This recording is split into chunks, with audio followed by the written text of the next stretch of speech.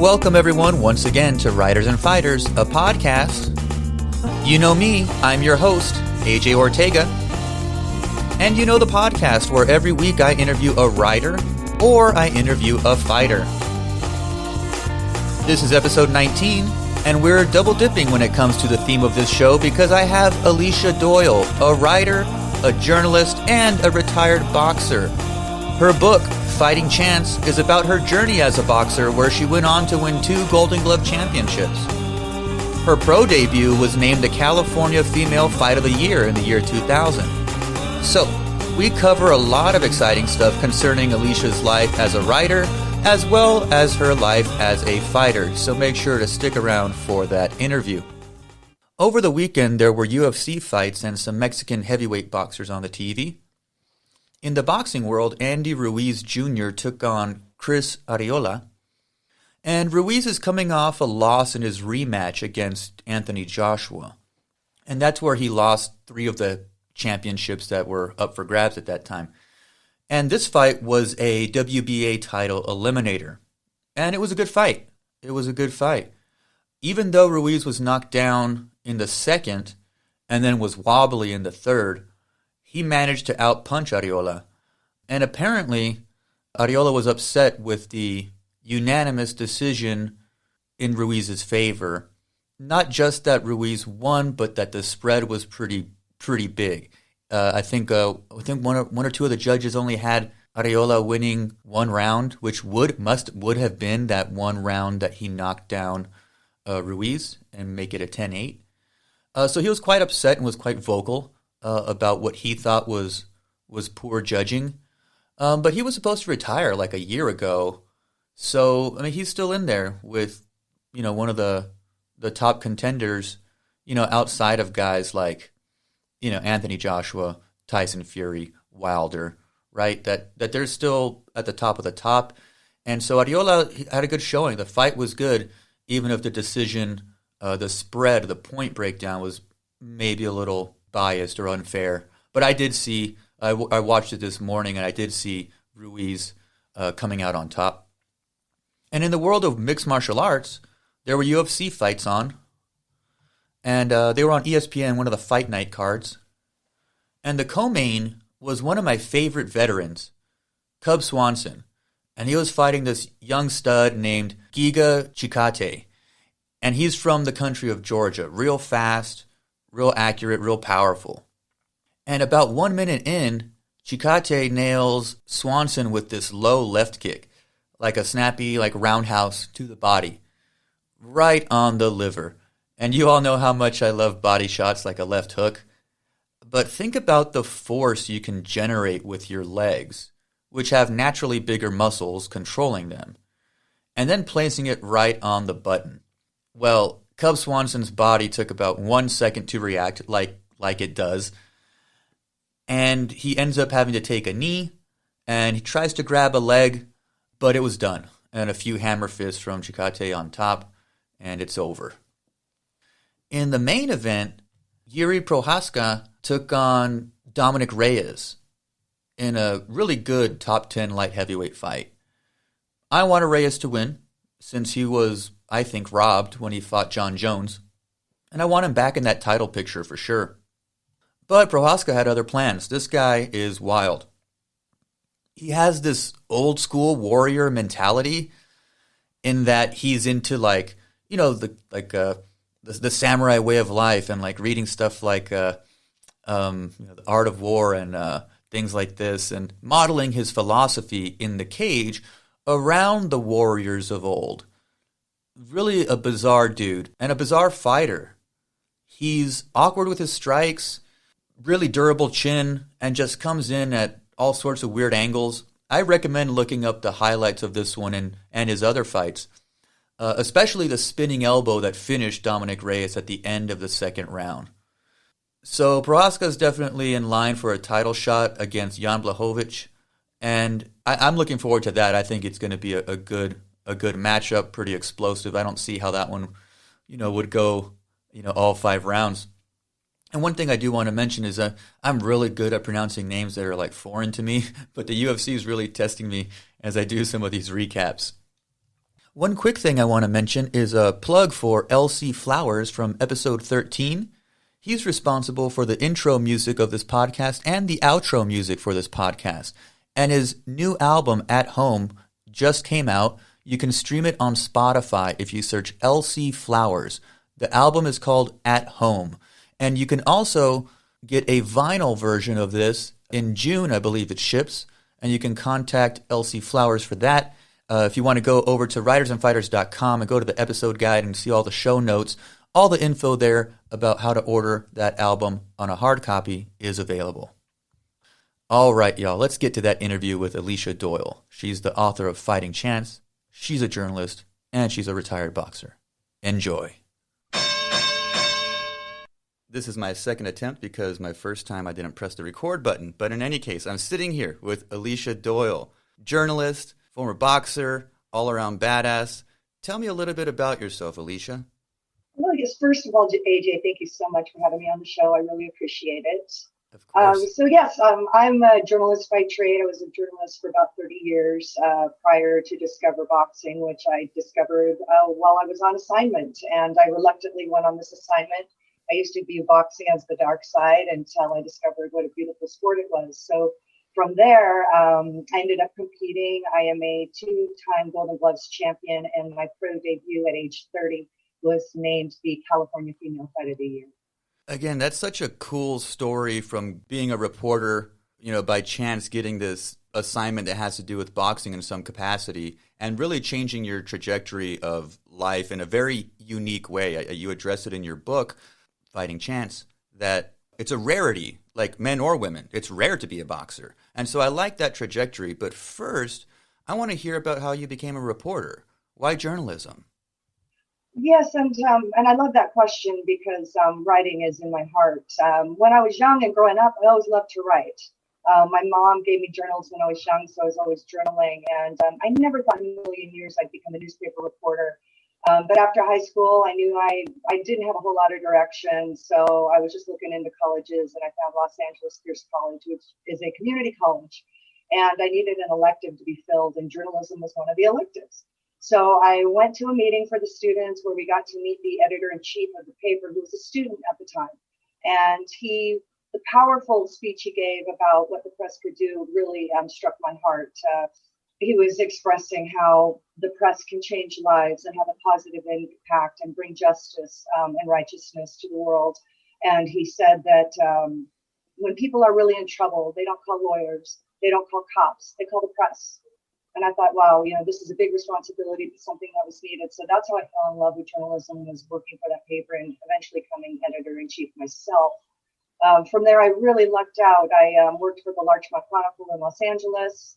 And from there, I got a job at the Los Angeles Times, then the San Diego Union Tribune, then the Los Angeles Daily News, and then lastly, the Ventura County Star, which is the paper I was reporting for when I found boxing, or should I say when boxing found me. That's great. I think it's great that you went to a community college. I work at a community college, and I like to serve those students specifically. And weird stuff will happen in college. You accidentally take the wrong class and it changed your whole life, And so, or the right class, I should say, right? And so I like that you had journalism as an elective and then were able to work for several newspapers and stuff like that. I think that's great. And so you say boxing found you. And I read a bit of this in your book, Fighting Chance. You do address it there, but maybe for our audience, tell us, what was that assignment? What was the gig that changed that trajectory? I believe it was absolutely serendipitous. There was no accident that this happened to me because it was just too bizarre for it to be coincidence.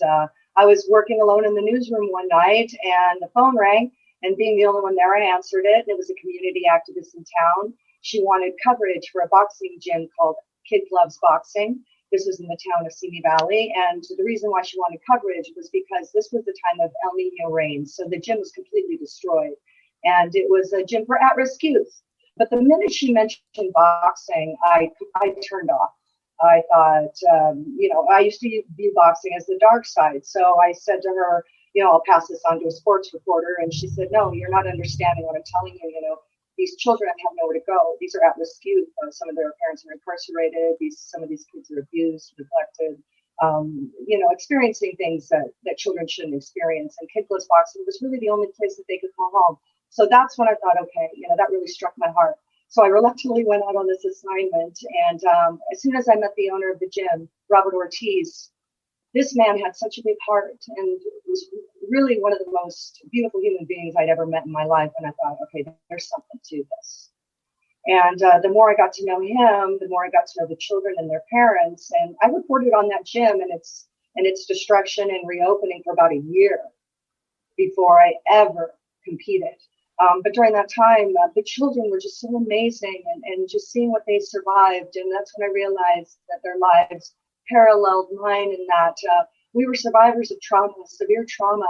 But, they found something in boxing that made them the best that they could be. At that point, I thought, okay, maybe there's something to it. But I had yet stepped in the ring or even put on a pair of boxing gloves, for that matter.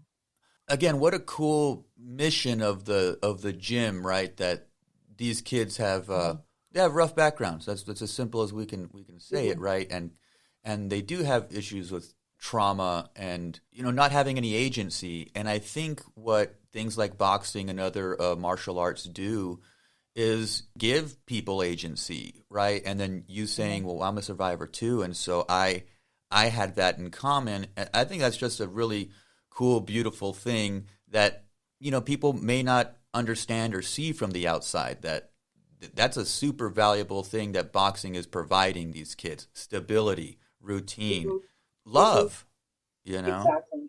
Yes, and it was the one place where everybody was accepted no matter what, unconditional love, no judgment at all.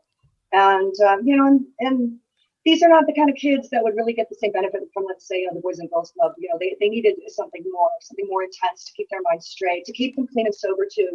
That was another thing that I appreciate about the mission of Kid Gloves Boxing, was a clean and sober environment, very respectful. And these kids in exchange for the free gym time, the requirements were they had to do their homework. Swearing was not allowed. They had to be respectful at all times. But, these kids were just the most beautiful kids. And wow, this was over 2 decades ago. So some of them are adults now. So it's been amazing to see that transformation. Oh, that's great. I'm so glad you were able to be a part of that, aside from just all the other great things that kind of stemmed from that, but just being able to be there and report on that alone is a championship right there. That's awesome. I love it. Thank you. Tell me about that transition from, again, you started hanging around and Coach Ortiz is around and he's cool. But when are you like, hey, I want to start throwing the punches instead of scribbling notes in my notebook? When did you make that kind of a call? Right. For that entire year, Robert Ortiz had long encouraged me to take an aerobic boxing class. It's no contact boxing. You're just putting on gloves. You're hitting a heavy bag for an hour. And I never took him up on it. But what got me into the gym that day, and this is all in my book, and it was one of the hardest chapters I had to write because I had to be completely vulnerable. I was involved in a violent relationship with a boy, and then when we broke up, he punched me in the face more than once. And needless to say, I was pretty angry about that. I was filled with shame. I was embarrassed. I thought I'd done something wrong. The same psychology a lot of women go through in abusive relationships. So the next morning, I showed up at Kid Gloves, and I just said, Robert, I'm here to train. And he could tell I'd been crying all night. He looked at me. He knew something was wrong, but he didn't push it. He gave me a pair of gloves, and I hit that bag for an hour. And all I knew was that I felt better. And the next thing I knew, that I was taking 2-3 aerobic boxing classes in a row, 5-6 days a week. That's how angry I was. There was something very cathartic about hitting that bag. The workout was so difficult. I had no space in my head to contemplate anything else. And so that became my respite. And that's why I kept doing it so much. And from there, it wasn't enough. So, there were boxers and champions in that gym all the time with their coaches. So I just started watching them train from the sidelines. I started listening to their coaches, and so I started mimicking their moves and doing my own training on my own. And eventually, coaches from other boxing gyms were always coming around. And one day, a man named Stan Ward walked in, and he's huge in the boxing world. Just approached me and asked me if I'd ever thought about competing, and it had been rolling around my brain for a little bit, and I said to him, I have thought about it, but nobody will take me seriously because I'm a girl. And that's when he informed me that women's boxing was huge at the time. There weren't that many women doing it. There were only a few hundred women in the United States boxing competitively when I started. So I thought, okay, this is something bigger than myself.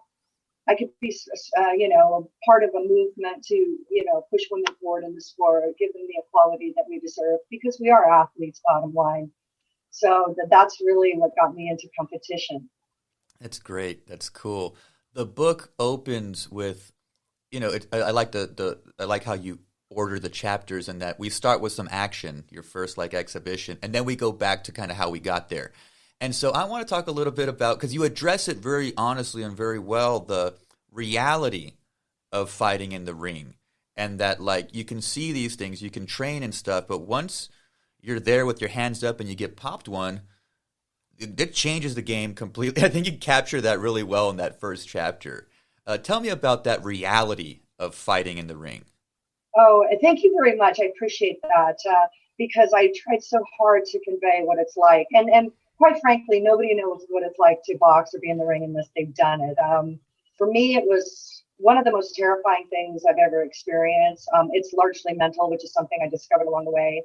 Of course, it hurts physically, but what I discovered is that my body was a lot stronger than I thought it was. During that exhibition match, I thought that she broke my nose. There was a lot of pain involved, but I kept going. And then I was surprised because after the fight, I went to look in the mirror and I had some bruises, but no blood. And I was like, okay, that's interesting. My body was stronger than I thought. But yeah, it was a shock getting in the ring and getting hit like that the first time. And there was no way that sparring, even with the men, could have ever prepared me for that war. And it was an exhibition match, which technically doesn't go on the books, but this fight was real. Exactly.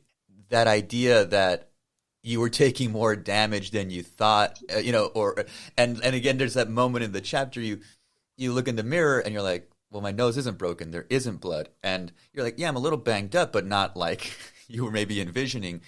And I think Yes. that was a really interesting, honest thing in that, like, hey, I lived through that. Like, like I'm still Yes. upright. I'm still, like you're gonna get a little banged up and stuff like that. But most fights we walk away from, in organized sports especially, and so most fights we do get to walk away from them. And sparring ain't the same. Like, Right.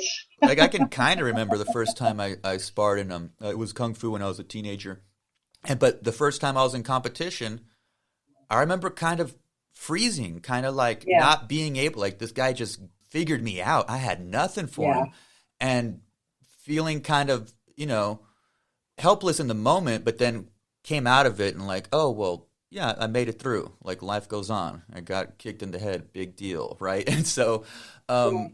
but there is a certain reality that you can't capture in practice and training and sparring, even hard sparring, because the point in sparring is still to train. It's still to Yes. improve, and it's still not with that idea of you gotta win. This is competition now. Right, right. And I do remember the elation. And hey, and my opponent kicked my butt all over that ring in that exhibition match. I ain't gonna lie.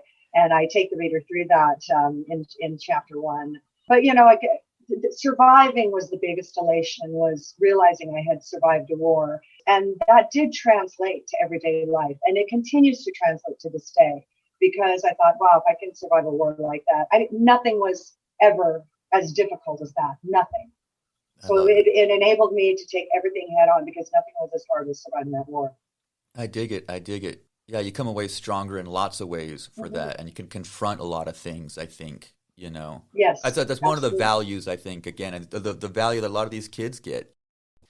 Tell me about competition now. Like that was exhibition, and you just said that was still a real fight. But tell me about competing like on the amateur level, and again Golden Gloves. I'm a fan of Golden Gloves and USA Boxing. I love that stuff. So tell me about competing. I loved competing. I was terrified every time. Some fighters are calm and collected. I was not that kind of a fighter. I mean, I wore a really good poker face, so nobody knew how Sure. scared I was. But every fight I went into was hard. Mhm. The prep, the mental game beforehand, I think was the hardest part. I hated waiting for my number to be called. But yes, and because I was one of few 100 women in America doing it at the time, it was not unusual for us to face the same opponent more than once. Sure. Because we'd have these tournament matches, and girls would come from all over the United States to these matches. So, and this bizarre coincidence that occurred. The woman I fought at my exhibition fight, she was a teenager at the time, by the way. I was 28 years old when I started boxing. That's old in athletics. Oh, yeah. She was a teenager and kicked my butt all over the ring. So go to one of my first tournament matches, and I was matched up with the same girl again. And I take the reader through that. That's all in my book. But I survived that war too, and then went on to fight the most incredible women, these amazing female warriors, and they're all part of this too, you know. And I got to point out that women's boxing was not allowed in the Olympic Games at the time I was competing. Right. It just wasn't a possibility. Women were allowed to box in the Olympics in 2012, which wasn't that long ago. And I believe myself and all my opponents back in the day, we are responsible for women being able, these young girls, you know, getting on the Olympic teams, you know. So for sure. Yeah, we were part of something much bigger than ourselves, but it was kind of weird back then because all the trophies, you know, there's boxing trophies. So they didn't make trophies with girls on them. Oh, so wow. Us girls would survive these wars, and we get out of the ring and we would get, you know, a trophy with a boy on it. Take a little dude home. Jeez. Yeah, congratulations. You get a black eye and a boy boxer trophy. You know, and we would just laugh about it. Wow. No, yeah, that's an interesting thing that, again, me from my male perspective wouldn't be on my radar. And say, oh shit, you took trophies home with dudes on them when you're, you know, in high level competition in a women's division. How interesting! Right. Wow, that's cool. Oh, and so again, I love the boxing stuff. I love this journey you had, and at a certain point, you put it down on the page, like as the book. At a certain point, you had to figure out, like, this is a story that's going to be, you know, not a newspaper piece, right? This is a book. Tell me about the kind of genesis of the book project. Oh yes, and it was a long, hard process. It only took me 2 decades to write Fighting Chance. Oh, good. I'm only a decade into my first book, so. So yeah, I knew it was a good story in 2000 because I retired in 2000. I only competed for 2 years, and reaped a lot of rewards during that time. But when I retired, I was approached by Hollywood, a gentleman named Rod Holcomb, and he's a wonderful guy. He's still in my life. He approached me. That said they wanted to meet me, and next thing you know, I'm at Paramount Studios. It felt like I was, you know, in a movie when this was going on, and having these beautiful lunches with these producers and directors, and they wanted to make it into a film, and but nothing had been written. And right. I remember this so clearly. They asked me if I wanted to help them write it, and I said no. And the reason why was because I thought, wow, if this is turned into a movie, then everything's going to know my backstory. And I didn't want anyone to know it. Okay. And that's why it took me 20 years to write Fighting Chance, because I had to be completely vulnerable in that book and share all the things that happened to me. But after some thought, I realized, you know, me being vulnerable would connect me with other people, because that's the one thing we all share. And I'm glad I made that decision, because in doing so, it was cathartic for me, but it also connected me with a lot of people, so many women who are also survivors of domestic violence and, you know, trauma from childhood, suicide survivors. That's in my book too. So I made the right decision, but it did take a long time, because I tell you, writing those chapters, especially, you know, those backstories and those origin stories, I call them, they were quite painful. I understand that. But after I was done, I was like, okay, this is what I need to do, and it's honest, and I'm very proud of what I put out there, because it was quite difficult to do. Yeah. No, yeah. As writers, that, you know, we are parts of all the stories at a certain point, right? And so, writing some of those more heavy things, painful things, sometimes you're not ready to. As a writer, and you can be the best writer ever, and you're just not ready to. I know I've tried that, and like, here's this difficult thing that I'm trying to capture, that I went through, that I suffered through, and couldn't pull it off writing wise. And like, I think I gotta wait another few more years, because I ain't ready to do that one. or to tackle that emotionally and get people on board and understand it. So I get you. Sometimes you just have to wait. I mean, I don't think that was even in your control. I think you just had to be that right time to get to that emotional state to where that vulnerability, like you said. I mean, it takes a lot of courage. I think that's great. Yeah. Oh, thank you very much. And fast forward, I mean, I didn't think an opportunity like that would ever happen again. I mean, I believed that, but I was wrong because I want to say just a few months after Fighting Champs was published on Valentine's Day of 2020, I was approached by Slavika Bogdanov with Empowering Entertainment, who was interested in writing a screenplay with the idea to turn it into a film. So that's underway and that's happening. And that was really exciting. And I felt like I was given a second chance with that.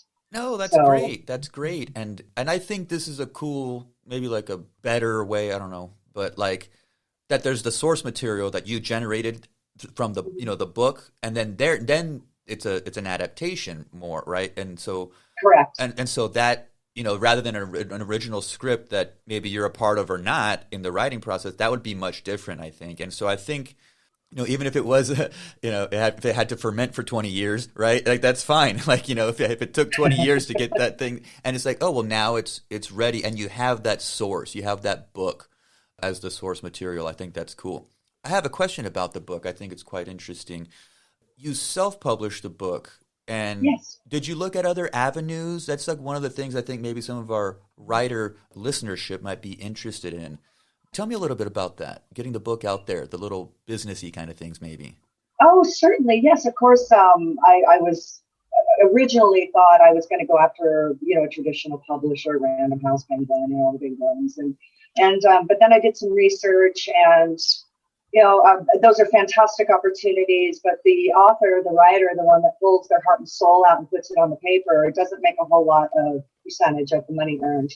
And I understand the publishing houses, they do a lot of work and they're going to make the large majority of the cut. But I just wanted to be in control. I also wanted to have creative control. And so I knew that self-publishing would give me that.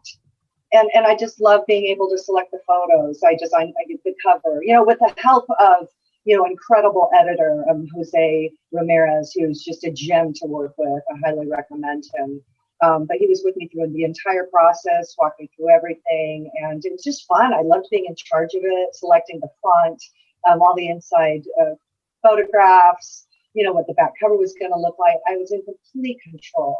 And it was one of the best decisions I've ever made. So I'm very proud that I did that. I think it was a smart move and everything. And I think that, kind of doing something independently or self-publishing and then doing all your own promotion, things like that. I think there's a value in that. I think now with the internet and social media, I mean, my podcast is self-published, right? And so, it's like, I ain't getting that Joe Rogan money, shit, and it's like, it's like, this is my thing. And I just do what I want to do. And so I think that's really cool. Your book, on the cover of it, it says a nonfiction novel is what you call it? That's what I call it, yes. Yeah, and I like that. I was like, a nonfiction novel. I was like, she's a writer, she's a journalist. That's deliberate. Tell me why not a memoir? Why not an autobiography? Why not fictionalize it? Like, why nonfiction novel? I fell in love with the idea of a nonfiction novel with Truman Capote, who basically invented the nonfiction novel with In Cold Blood. Sure. And that's a true story, but he wrote it in like a novel form, but everything is based in fact. And, obviously he was an incredible writer. It was an incredible book. Yeah, created the true crime genre single-handedly, basically. Yeah. Absolutely. And I thought, what is my book? And I thought, that's what it is. So that's why I called it that. And that was another thing I had complete control of. I wanted to put that on the cover. And it was bounced around numerous times. People saying, that's not what it is. I said, that is what it is. And if I need to explain it, that's fine. But other people have questioned me about that too. No, yeah. And I knew it was deliberate. I was like, I want to know the story though. But I like that. I like that. A nonfiction novel. Congrats on I saw you got some awards for the book. Winning Writers. North Street Book Prize. You got first prize on that. I think that's awesome. And then just recently, you made one of the Best of LA lists, right? Yes, that came as a complete surprise. I got Best autobiographical book, 2021, which was amazing. And then the Women Boxing Archive Network gave me an award, the 2020 Cool Story of the Year. Hell yeah. So Fighting Chance has won 3 awards since it's been published, which I'm extremely humbled by. I think that's cool, and I looked into that North Street Book Prize, and that had like prize money attached to it and stuff, and I think that's also good. I think that's again, with that it's work. You know, we forget, you know, musicians and writers and this. It's like it's work. There's labor involved. Everything else you put labor into, you get a little paycheck. You know, so Right. that I think that's just great. I mean, aside from just like, I mean, there's what we do is valuable and people noticed, you know, and your book, you and your book deserve that. That's cool. I love that. Oh, thank you. And it came at a time when I really needed that win because, you know, obviously we're still in the height of the pandemic, and you know, I was going through some depression and anxiety, like a lot of people are, and I was questioning, you know, basically every choice I'd ever made. Oh, you And I was too? just having a down day, and then I got this email, and I just started crying with gratitude. I really needed that as confirmation, you know, that yes, I'm on the right path. Yes, all is well. You know, keep going. So thank you for that. Yeah, it meant so much to me. Yeah. We need those little wins because you know when you're on that kind of when you're just grinding and you have that kind of dry spell, you're not getting those W's. It can get rough. It can get rough. I Yeah. hear you. I hear Yeah. you. We talked a little bit about that movie adaptation. Again, I think that's cool. Again, especially the opening chapter is written. It has a certain cinematic quality to it. You know, I can picture it. I'm like, that is the opening scene to a movie. Like, it's a good chapter for this book, but that's totally the opening scene for a movie. And so, yeah. So I think the movie adaptation news is really cool. And so this is again the podcast is Writers and Fighters, and you happen to be both. Rarely, it only happens every once in a while. Like it's either they write books or they're fighters, but you do both. I'm still curious though. Do you still watch boxing? Do you do any like still train just to kind of stay a little sharp? Do you have interest in like the combat sports evolving into things like MMA and maybe the representation of women across boxing and those kinds of things now? You still plugged into boxing? Yes. Well, my favorite fighter is Layla McCarter. She was the girl that kicked my butt in my exhibition, and the girl I had to face again in my amateur match. She's still in my life, and she's incredible. She just fought in Dubai. She won in round 5 by technical knockout. She took the win. She is amazing. She's a multiple time champion. So of course I watch her. She's my favorite. I love watching the men box. I love watching boxing. Anthony Joshua. We got the Ruiz fight that recently occurred. Like those men are just incredible fighters. And I am still involved. I'm at Kid Gloves Boxing. I'm a volunteer coach there. So Oh I wow. volunteer, yeah, with the children's class and the adult class. So in our children's class, they're as young as 4 years old, and they're super cute. And then, of course, I still, yeah, I got to stay in shape. I got to exercise, but no competition. It's just me hitting the bag or going on these beautiful long walks around my neighborhood. That's about it. But I am still very involved with Kid Gloves Boxing, and those children are amazing. I think that's cool. You're still plugged into the boxing world. I had a couple questions. Maybe I'll ask you since you are a woman's boxer. There's a conversation that I think Clarissa Shields has brought it up a handful of times about 2-minute rounds for women versus 3-minute rounds for men. I just wondered about that. I mean, yeah, we fought 2-minute rounds, of course. I think there are some girls, women who fight the 3-minute rounds. I don't know where Yeah. that even came from, to be honest with you. I really don't know. Yeah. No, it's one of those weird things that I wasn't even really hyper aware of that. I guess I must have known because I've watched women boxing before, but I read an article and there were, Clarissa Shields, multi-division champion. She's like, why don't we do, 3-minute rounds? Like, because then they can almost, I think she was making the argument that they can almost justify them paying them less because they're fighting for less time. And I was like, oh shit, that's Oh, weird. wow. That's I interesting. didn't even think of that. I didn't even think of It's that. really interesting to think Hmm. about. I don't know. But yeah, I mean, I think that should be 3 minutes. Well, I mean, period. Yeah. well, I mean, women athletes are women athletes, Period. period. Yeah. And to box, they go through the same everything, the physical pain, the mental pain, the spiritual evolution. Women face all the same things, and there's still a huge disparity of pay between what women and men make in the world of boxing. And Oh, for sure. I'm hoping that'll change. It might take some time. Women getting into the Olympic Games is huge. I mean, it proves our legitimacy. We've always been legitimate, but Mhm. when I was competing, we were kind of viewed as a joke still, and not everybody respected us. We were fetishized, and some of the stuff that was said that I would hear while I was competing in the ring was just bizarre. But we didn't care. We knew we were there for a reason, and we kept plugging away.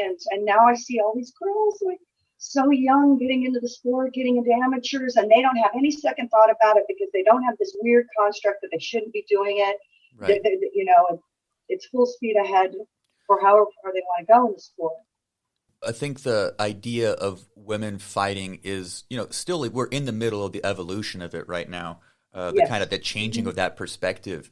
But clearly, we know that women can fight. I mean, again, you got people like Clarissa Shields. You got some of Yes. the deepest divisions in mixed martial arts are the women's divisions. 125, Yes. 135. They're just, I mean, they're putting on the most exciting matches. What can you say? Yes. I mean, last Yes. year the MMA fight was match of the year was Zhang Weili and Joanna Jędrzejczyk. It was a 5 round war. And in MMA Wow. they go the full. They do men and women do 5 minute rounds.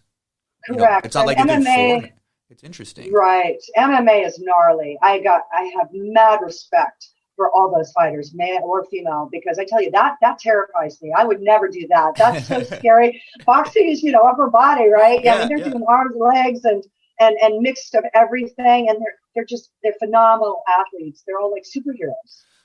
And the women do draw. The women Yes. do draw.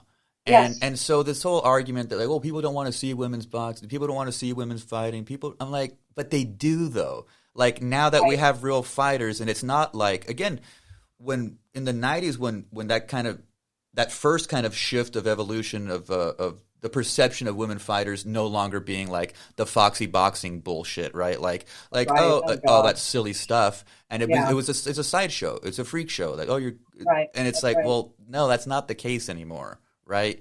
Uh, Right. and there's a lot more eyes on these products that are trying to, I think still have a way to go, but are trying to promote women and trying to put on these matches and show people what they can do. Correct. And women are different than men. And men's boxing is obviously very exciting, but sometimes there's lulls in the fight, especially with the heavyweights. And with Yeah. women, I don't know what it is about us, but when we get in there, we don't stop throwing. It is nonstop. It never ends. And therefore it's really exciting. Mhm. I've been told that numerous times. My pro debut at age 30, that was an all-out war. And at the end, nobody cared who won or lost. We got a standing ovation. Hell yeah. I mean, it was incredible. That's great. Uh, yeah, we put on a fantastic show, and my opponent in that fight, Lisa Valencia, she's still in my life as well. She's an amazing woman now. I mean, was then, is now, and I'm just so glad that I kept in touch with these females because I never thought back then, decades ago, that what an impact it would have had on my life and continue to have on my life to this day. That's something that I think is interesting. And you've mentioned a couple people that you've fought that Mm-hmm. end up becoming some of your homegirls. I was like, Oh yeah, what a beautiful thing. oh It, yeah. I mean, you see those stories in the fight game and on the national level. That Arturo Gatti and Mickey Ward beat the hell out of each other, for Um, 3 times, and then became oh, buddies, and then they were tight. that's They were right. they were besties and shit. Yeah. I think that stuff's awesome. I think that's great. Well, yeah, it's like it's a very special relationship, that you have with boxers and coaches, and a deeper understanding. And you being involved in martial arts, you understand that too. I'm sure you have senseis, and you become very close to these people. They become like family, and nobody can understand what you're going through with these people that have been through the same thing. So I still hold those relationships today. I'm still very close with Robert Ortiz, the owner of Kid Loves Boxing. We're super tight. His son is a man now and has 3 kids of his own. I remember when his son and I used to go to matches together to compete, and his son was a kid, and just to see the involvement of everything has been a remarkable process. Yeah, that little like support system you get in like a proper gym, again, particularly in combat sports, I think it's unique. Going to tournaments together and things like this, and going to events and competitions and supporting each other and yelling stuff from the sidelines. All that stuff is cool. Like I've done boxing on and off, here and there, never consistent with it. But I want to join a boxing gym soon because part of it to hit the bag and get some aggression out, and also to get my lungs up and all sorts of stuff. Right. But I want to be around like that type of community. And I even looked into it. I was like, can I compete in USA boxing? I want to have one amateur match and get my ass kicked, but I'm too old. And even in the masters class, I can't do it. But anyways, I'm like, but I could go and be like, hey, well, let's put a bunch of kids in the van and I'll drive them to the competition and we'll go, and those kinds of things, like, and just to be around and to train, hold the mitts for them, shit like that. And just kind of, I like doing that when I was, in martial arts. I would help out the kids class when I was in the adult class and stuff like this. Yeah. And so just to be a little part of that competition camaraderie. Yeah. I'm kind of missing that element of it. And there's all the other physical stuff's a bonus, really. Sure, yeah, and I just loved going to all those live matches that we'd go to together, the tournament fights, and it was just always very exciting. You're 100% in the moment. Yeah, and I still feel that way. I'm still very much in love with boxing. Well, again, the book is called Fighting Chance. It is a nonfiction novel, right? Yeah, don't you dare call it a memoir, right? Alicia, I enjoyed this. You have social media plugs for our audience and website, stuff like that? Yes, thank you. So I can be found on Instagram at Disaster Diva Boxer. I'm on Twitter, Alicia K. Doyle. And then my website is really easy. It's aliciadoyle.com. There we go. You heard her. aliciadoyle.com. Grab that book. All these links and stuff will be in the show notes and whatnot. Alicia, thanks so much for doing this. I enjoyed this conversation. AJ, you're awesome. Thank you so much. All right. Take care.